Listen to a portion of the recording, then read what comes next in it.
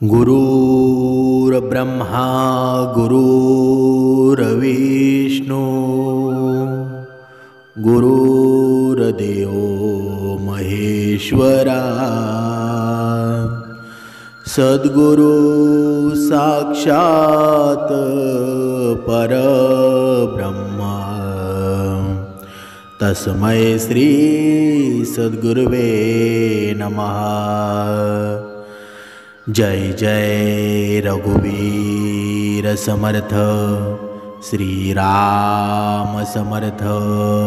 सद्गुरु चरणांना नतमस्तक होऊन आपण या सुंदर सकाळच्या पवित्र वातावरणामध्ये सर्वजण उपासना करूनच हे श्रवण करायला बसलेले आहात असं समजून आपण या निरूपणास सुरुवात करूया।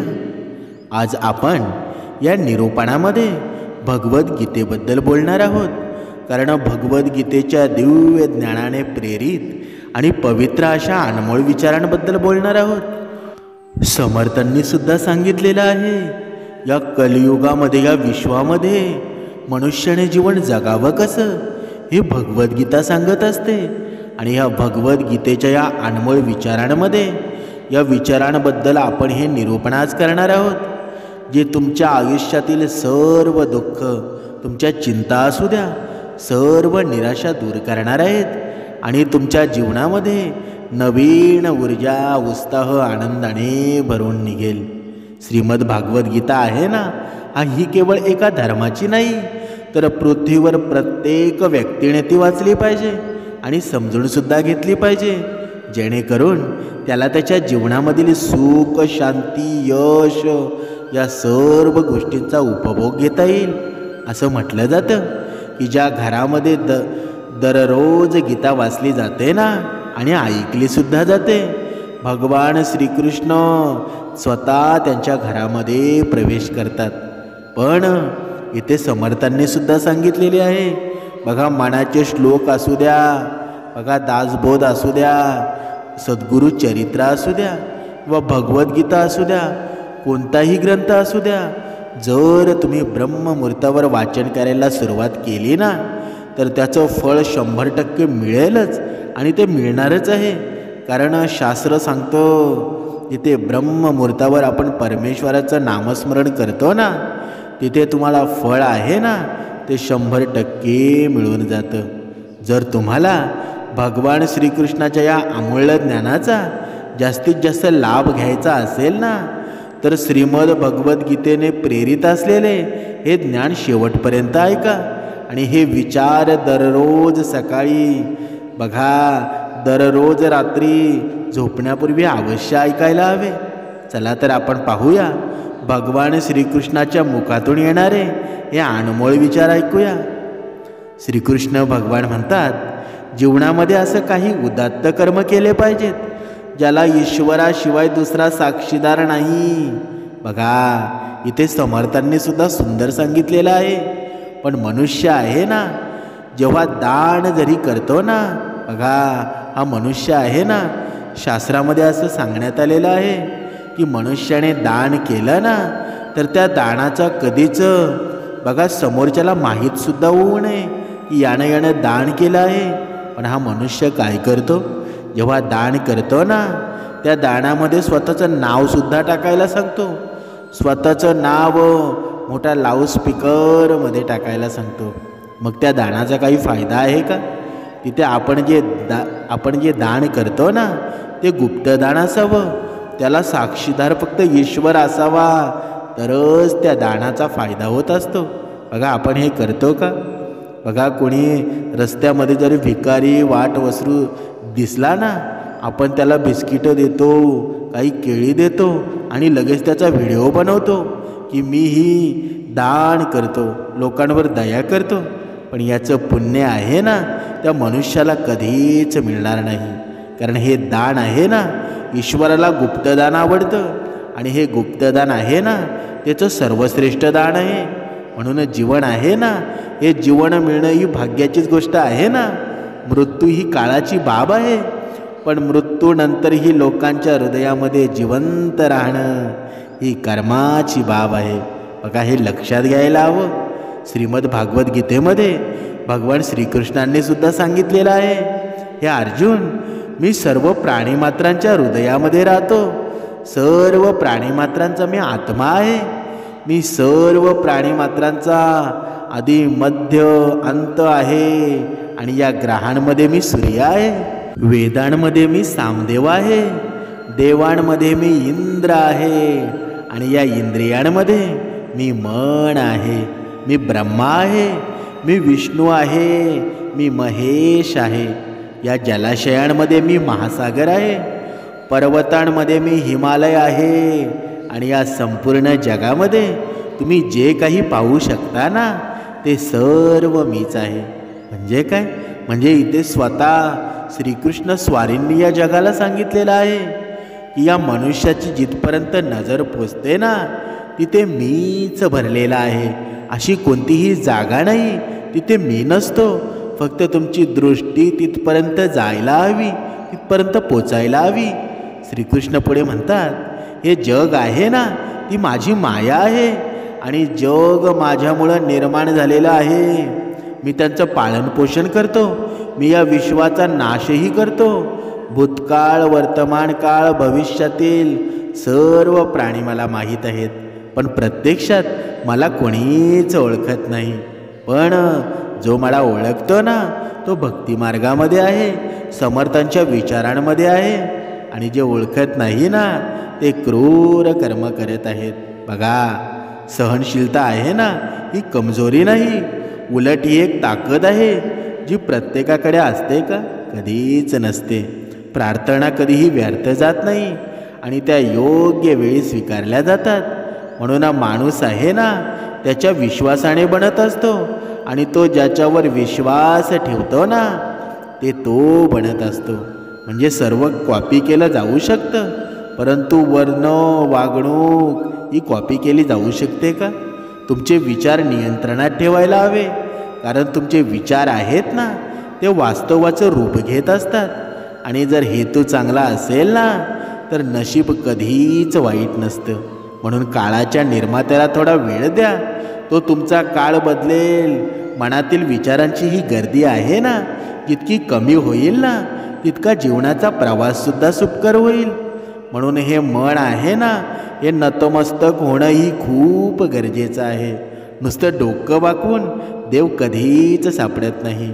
तुमच्या नियंत्रणात नसलेल्या ज्या गोष्टी आहेत ना, आणि परिस्थितीमुळे तुम्ही काळजीत असाल, तर त्यामुळे त्याचा परिणाम असतो ना, वेळेचा अपव्यय आणि भविष्यात पश्चाताप होत असतो. जर तुम्ही दुःखावर लक्ष केंद्रित केलं ना, तर तुम्ही नेहमी दुःखी राहाल. आणि जर तुम्ही आनंदावर लक्ष केंद्रित केलं ना, तर तुम्ही नेहमी आनंदी व्हाल. कारण तुम्ही ज्यावर लक्ष केंद्रित करता ना, ती गोष्ट सक्रिय होते. आणि श्रीमद भागवत गीतेमध्ये भगवान श्रीकृष्णांनी सांगितलेलं आहे की ज्याप्रमाणे अंधारात प्रकाशाची ज्योत चमकते ना, त्याचप्रमाणे सत्य देखील प्रकाशमय होतं. म्हणून माणसाने नेहमी सत्याच्या मार्गावर चालायला पाहिजे. कारण मृत्यू आहे ना, एक अटळ सत्य आहे, जे कधीही बदलू शकत नाही. जेव्हापासून हे जग निर्माण झालं आहे ना, तेव्हापासून या जन्ममृत्यूचं चक्र चालू आहे. आणि माणसाला लाखो गोष्टी माहीत असतील, त्याला संपूर्ण जग माहीत असेल, पण जर तो स्वतःला ओळखत नसेल ना, तर तो अज्ञानीच आहे ना. श्रीकृष्ण स्वारी पुढे म्हणतात, तुला कोणी नाकारलं ना, तर वाईट वागू नकोस, वाईट वाटून सुद्धा घेऊ नकोस. कारण त्याला तुमची किंमत कळत नाही. वाईट वेळ निघून जाते. फक्त देवाला आपल्या संयमाची परीक्षा घ्यायची असते. म्हणून चेहऱ्यावर नेहमी हसू असण्याचा अर्थ असा नाही की जीवनात संघर्ष नाही. देवावर जास्त भरोसा आहे एवढंच ना. आयुष्यात काही मोठं करायचं असेल ना, तर 2 गोष्टी लक्षात ठेवा. जे गमावलं आहे ना, त्याबद्दल कधीच दुःख करू नका. आपण जे मिळवलं आहे ना, ते इतर कोणत्याही गोष्टीपेक्षा कधीच कमी नव्हतं. आणि ही प्रकृती आहे. या अस्वस्थतामुळं माणूस तितका अशक्त नसतो ना, जितका तो नकारात्मक विचारांनी कंटाळलेला असतो. आणि आयुष्यात आपण किती बरोबर आहोत, किती चूक आहोत ना, हे फक्त 2च लोकांना माहीत असतं. पहिला माणूस म्हणजे देव आणि तुमचा विवेक. बघा, तुमच्या मनात नकारात्मक विचार येऊ देऊ नका, कारण ही एकच गोष्ट आहे ज्यामुळं आपला आत्मविश्वास कमी होतो. यश म्हणजे नक्की तरी काय? यश म्हणजे काहीच नाही, ती फक्त एका अयशस्वी व्यक्तीच्या संघर्षाची कहाणी आहे. तुमच्या विरोधात बोलल्या गेलेल्या गोष्टी शांतपणे ऐका, माझ्यावर विश्वास ठेवा, वेळ त्यांना चांगलं उत्तर देईल. कारण ज्याने स्वतःवर ताबा ठेवला ना, त्याच्या विजयाचे रूपांतर देवही पराभवात करू शकत नाही. समर्थांनी सुद्धा सांगितलेलं आहे, जर लोक तुमच्या चांगुलपणाचा तुमची कमजोरी मानत असतील ना, तर ती त्यांची समस्या आहे. आणि श्रीमद भागवत गीतेमध्ये सुद्धा सांगितलेलं आहे. बघा, हे अर्जुन, तू रडू नकोस. तू का रडत आहेस? असं काय गमावलं आहेस? तू काय आणलं होतंस का की ते हरवलं आहे? तू काय निर्माण केलं होतं का की ते नष्ट झालं आहे? जे काही घेतलं आहेस ना, ते येथूनच घेतलं आहेस. जे काही दिलं होतंस ना, ते आज तुझं आहे, ते उद्या दुसऱ्याचं होणार आहे. कारण बदल आहे ना, हा जगाचा नियम आहे. आणि काळाबरोबर जगातील प्रत्येक गोष्ट असते ना, ती बदलाच्या नियमाचं पालन करत असते. बघा, भगवान श्रीकृष्ण स्वारींनी बघा पुढे सांगितलेला आहे, हा कर्मयोग आहे ना, हा असा योग आहे ज्याद्वारे आपण आपल्या आत्म्याशी जोडू शकतो. कर्मयोग आहे ना, आपल्या आत्मज्ञान जागृत करतो. यानंतर आपण आपल्या वर्तमान जीवनाची उद्दिष्ट तर मिळवू शकतो, परंतु जीवनानंतरच्या आपल्या हालचालीची झळक असते ना, ती देखील मिळवू शकत असतो. आणि या योगामध्ये कृतीने भगवंताची प्राप्ती होते. आणि श्रीमद भगवद्गीतेमध्ये हा कर्मयोग आहे ना, हा सर्वोत्तम मानला आहे. हा योग आहे ना, हा गृहस्थ मेहनती व्यक्तींसाठी अधिक अनुकूल असतो. म्हणजे कर्मयोग शिकवतो की कर्मासाठी काम करा, आसक्तीशिवाय काम करा. कर्मयोगी काम करतो म्हणजे कारण त्याला काम करायला आवडतं आणि याशिवाय त्याचा दुसरा हेतू कोणताही नसतो. कर्मयोगी कर्माचा त्याग कधीच करत नाही, तो केवळ कर्मफळाचा त्याग करत असतो. आणि कर्मामुळं होणाऱ्या दुःखापासून तो मुक्तच होतो ना. त्याची या जगामध्ये स्थिती असते ना, ती दातासारखी असते आणि त्याला कधीही काहीही मिळण्याची चिंता नसते. तो देत आहे ना, हे त्याला माहीत आहे आणि त्या बदल्यात तो काही मागत नाही. आणि म्हणूनच तो दुःखाच्या तावडीमध्ये पडत नाही. आणि जगातील कोणतेही काम आहे ना, तो ब्रह्मापेक्षा वेगळं नाही. म्हणून कामाचे स्वरूप कोणतंही असो, निष्काम कर्म हे नेहमी भगवंताला समर्पित असतात. बघा, हे अर्जुन, पुनर्जन्माचे कारण आहे ना, म्हणजे इच्छा किंवा अतिरिक्त इच्छांचा संचय. आणि कर्मयोगी कर्मफळाच्या चक्रामध्ये अडकत नाही, त्यामुळं इच्छांचा संचय होत नाही. अशा प्रकारे कर्मयोगी पुनर्जन्माच्या बंधनातून मुक्त होतो. आणि भगवान श्रीकृष्ण पुढे म्हणतात, हे माणसाचे मन आहे ना, ते वाऱ्यासारखं चंचल असतं. हे मनच माणसाला लैंगिक इच्छांकडे भरकटत ठेवतं. आणि जीवनात जर यशस्वी करायचं असेल ना, तर मनावर ताबा ठेवणं अत्यंत आवश्यक आहे. पण मनुष्य असा करतो का? समर्थांनी सुद्धा सांगितलेलंच आहे ना, मनावर जेव्हा नियंत्रण मनुष्य ठेवतो ना, तेव्हा मनाची शक्ती एकत्र होत असते आणि त्यामुळं कामामध्ये सुद्धा यश मिळू लागतं. बघा, ज्या व्यक्तीनं आपल्या मनावर ताबा ठेवला आहे ना, तो मनातील निरुपयोगी चिंता, इच्छांपासून दूर राहायला सुरुवात करतो. ती व्यक्ती असते ना, सहजपणे आपले ध्येय साध्य करते. जर तुम्ही मनावर ताबा ठेवला नाही ना, तर तो तुमचा सर्वात मोठा शत्रू बनेल. बघा, श्रीकृष्ण स्वारींनी देखील सांगितलेलं आहे, जो मनुष्य सुख दुःखामध्ये शांत राहतो ना, ज्याचा वासना भय क्रोध नष्ट झाला आहे ना, जो माणूस चांगल्या वाईट गोष्टी मिळाल्यावर आनंदी होत नाही किंवा द्वेषही करत नाही, ज्यांनी आपल्या इंद्रियांवर ताबा ठेवला आहे, असा मनुष्य आहे ना, तो इंद्रियांवर ताबा ठेवून स्थिर मन धारण करून ज्ञानाने भगवंताची प्राप्ती करतो आणि सदैव संतुष्ट राहतो. म्हणजेच काय? म्हणजेच क्रोध आहे ना, हा माणसाला नरकात नेणारा दरवाजा आहे. हा राग आल्यानं माणसाचं मन अस्वस्थ होतं. म्हणून भगवान श्रीकृष्ण म्हणतात, माणसाने रागावणं टाळावं. तुम्हाला कितीही राग जरी आला ना, तरी शांत राहण्याचा प्रयत्न केला पाहिजे.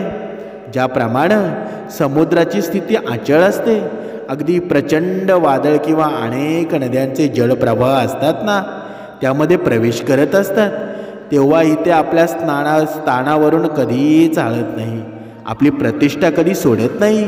ज्याप्रमाणे भगवंताच्या रूपामध्ये विराजमान असलेल्या योगीची स्थिती ही पूर्णपणे अचल असते ना, सर्वात मोठ्या सांसारिक सुख दुःखांशी हा वियोग आहे ना किंवा सहवास असला ना, तरी त्याच्या स्थितीमध्ये कोणताही बदल होत नाही. तो योगी आहे ना, भगवंतामध्ये सदैव अखंड स्थिर राहतो.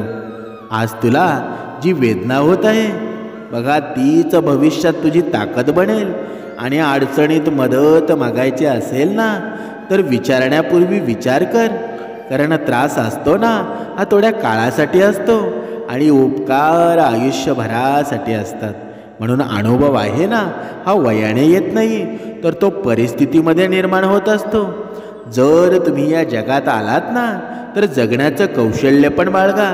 कारण शत्रूपासून कोणताही धोका नाही. फक्त आपल्या प्रियजनांवर लक्ष ठेवा. रात्रभर शांत झोपणं इतकं सोपं नाही, पण त्यासाठी दिवसभर प्रामाणिकपणे जगावं लागेल. कारण आपल्यातील उणीवा आहेत, फक्त आपणच दूर करू शकतो, इतर कोणीच नाही. म्हणून बाकी सगळ्यांना फक्त त्यांचा फायदा कसा घ्यायचा हे माहीत असतं, पण आपल्याला पुन्हा वेळ देण्यासाठी वेळेकडे पुरासा वेळ नाही. जे बदलता येईल ना, ते नक्कीच बदललं गेलं पाहिजे. जे बदलता येत नाही ना, ते स्वीकारावं. आणि जे स्वीकारता येत नाही त्यापासून नक्कीच दूर व्हावं. पण स्वतःला आनंदी ठेवायला हवं. तीही मोठी जबाबदारी आहे ना. जेव्हा आपण आपल्या नात्यासाठी वेळ काढू शकत नाही ना, तेव्हा ते आपल्यातील नाते काढून टाकतं. जे तुमच्याबद्दल वाईट बोलतात ना, त्यांनी तसं करावं, कारण फक्त तेच तुमच्याबद्दल वाईट बोलतात, जे तुमची बरोबरी करू शकत नाही. खोटं बोलणं खूप विचित्र असतं, कारण स्वतःला सांगितलं ना तर ते बरं वाटतं, आणि इतरांना बोललं ना तर त्याचा राग येत असतो. म्हणून या मनुष्याची स्थिती आहे ना, ती अशीच झालेली आहे. जर आपण कोणाची निंदा केली ना, तर आपल्याला त्याचं काहीच वाटत नाही. पण दुसऱ्याने जर आपली निंदा केली ना, तर आपल्याला दुःख निर्माण होतं. पण असं होतं का? कारण आपण अज्ञानी आहोत. जर आपण दुसऱ्याची निंदा करत असो ना, तर आपण 10-10, 20-20 वर्ष या भक्तिमार्गामध्ये असूनसुद्धा आपल्याला ज्ञान प्राप्त झालं आहे का? कधीच नाही. म्हणून समर्थांनी सांगितलेलं आहे, तुमच्या विचारांकडे तुम्ही जास्त लक्ष द्या. कारण एखाद्या मुलाप्रमाणेच देवावर विश्वास ठेवा. जेव्हा तुम्ही त्याला हवेत फेकता ना, तेव्हा तो अजिबात घाबरत नाही. तो पुन्हा तो मूल असताना तो हसायची सुरुवात करतो. कारण त्याला माहीत आहे ना की तुम्ही त्याला कधीच पडू देणार नाही. आणि श्रीमद भगवद्गीतेमध्ये सुद्धा भगवान श्रीकृष्णांनी सांगितलेलं आहे, हे अर्जुना, या तिन्ही लोकांमध्ये माझं कोणतंही कर्तव्य नाही आणि मला काही मिळवायचं सुद्धा नाही, तरीही मी माझं कर्तव्य बजावतो. हे पार्थ, जर मी माझे कर्तव्य बजावण्यामध्ये काळजी घेतली नाही ना, तर मोठा अनर्थ होईल. कारण मानव प्रत्येक मार्गाने माझा मार्ग अवलंबतो. जे पुण्य पुरुष यज्ञातून उरलेले अन्न खातात ना, ते सर्व पापांपासून मुक्त होतात. आणि जे पापी लोक केवळ आपल्या शरीराच्या पोषणासाठी अन्न शिजवतात, ते पापच खातात ना. म्हणजेच जे देवाचे स्मरण न करता आपल्या जगण्यामध्ये मग्न आहेत ना, त्यांना चोर समजावं. आणि केवळ ज्ञान हाच असा एक शाश्वत घटक आहे, जो मनुष्याला कोणत्याही स्थितीमध्ये आणि कोणत्याही परिस्थितीमध्ये कुठेही सोडत नाही. बघा, जसे पृथ्वीवर हवामान बदलतं ना, त्याचप्रमाणे या जीवनामध्ये सुखदुःख येतच असतात ना. म्हणून युद्ध असो वा जीवन असो, या 3 शस्त्रांनीच मिळतं. पहिली गोष्ट म्हणजे धर्म, दुसरा संयम आणि तिसरा धैर्य. आणि सर्वांची सेवा करा, पण कोणाकडून अपेक्षा कधीच ठेवू नका. कारण का? कारण सेवेची खरी किंमत आहे ना फक्त देवच देऊ शकतो, माणूस कधीच देत नाही. जर हेतू शुद्ध असेल ना तर एक कप पाणी देखील मान्य आहे, अन्यथा पंचपक्वान निरुपयोगी आहेत ना. म्हणून देवाशिवाय समजावून घेणारा कुठे सापडतो का? जो भेटतो ना तो फक्त समजावतो आणि निघून जात असतो. म्हणून देवाच्या निर्णयावर कधीही शंका घेऊ नका.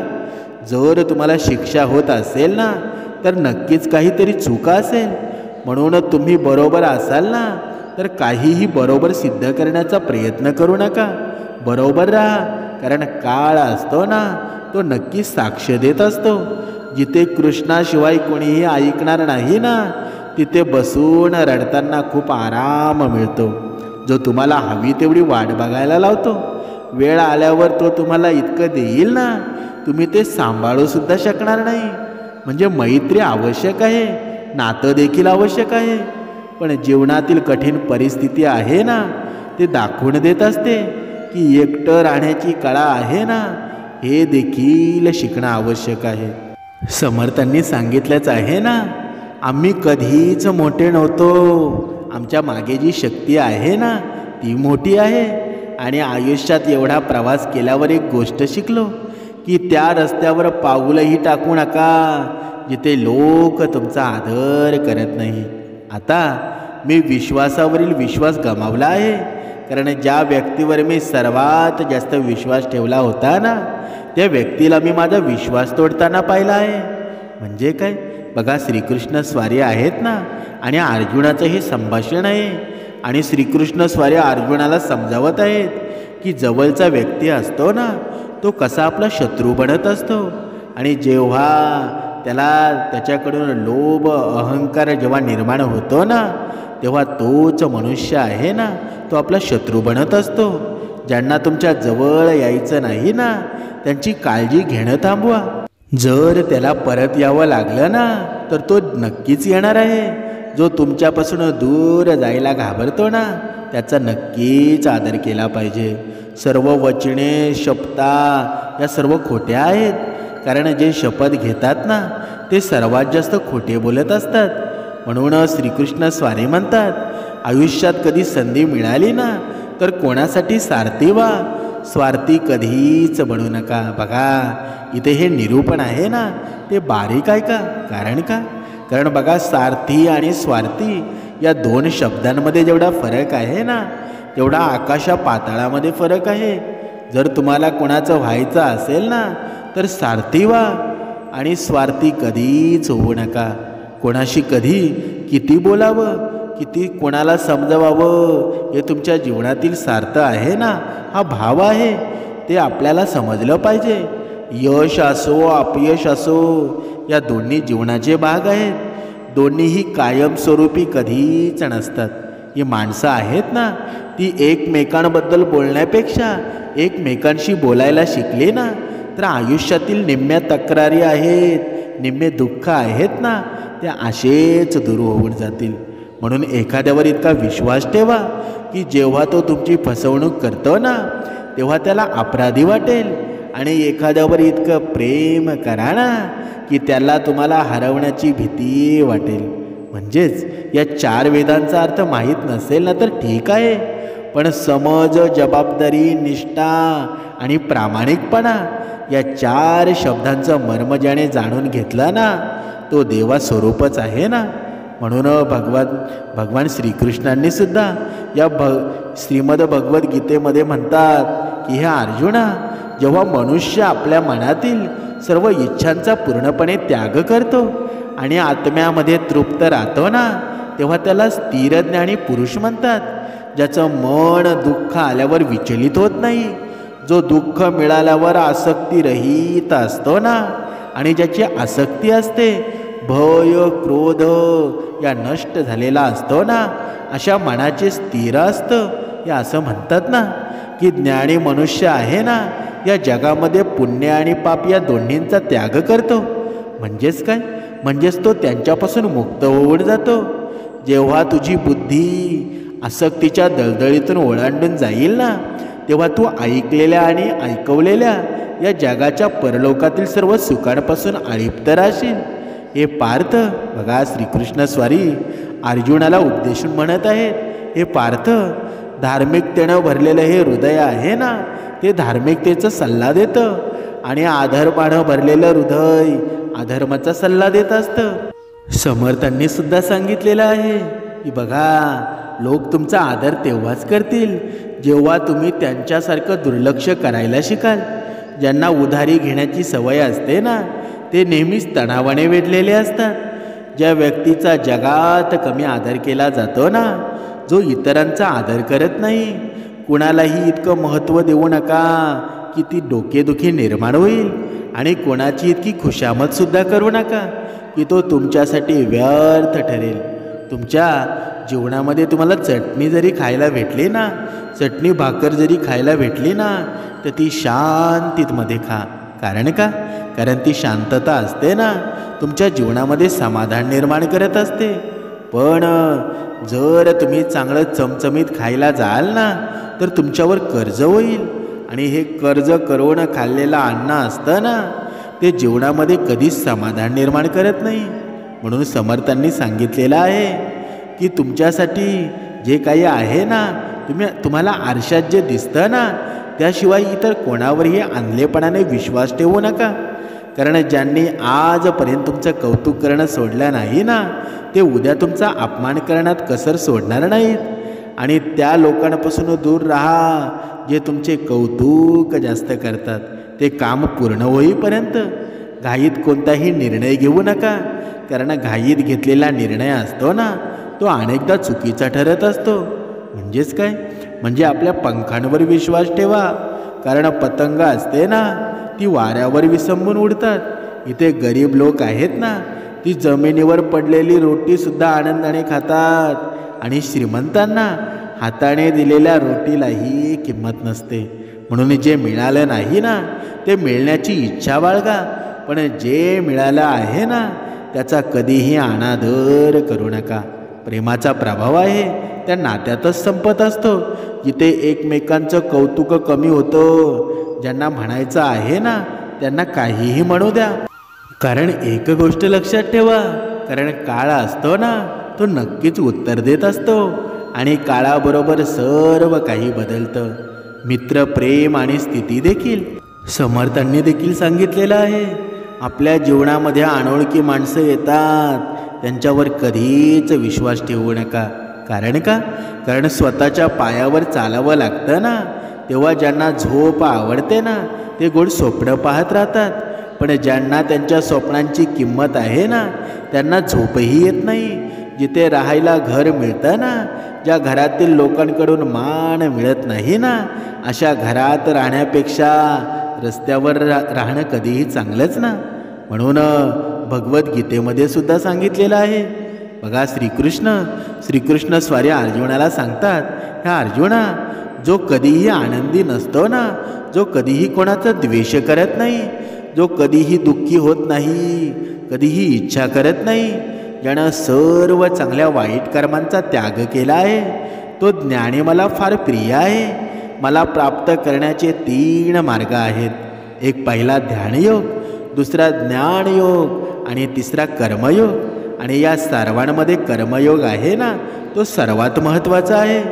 जसे माणूस आपले जुने कपडे टाकून नवीन कपडे घालतो ना, त्याच प्रमाणे हा आत्मा आहे. जुने निरुपयोगी शरीर टाकून नवीन शरीर धारण करतो, आणि हा निसर्गाचा नियम आहे. हे सत्य स्वीकारून वर्तमानामध्ये न घाबरता जगलं पाहिजे. जो माणूस मला ओळखतो ना, त्याला या जगामध्ये जाणून घेण्यासारखं काहीच उरलेलं नाही.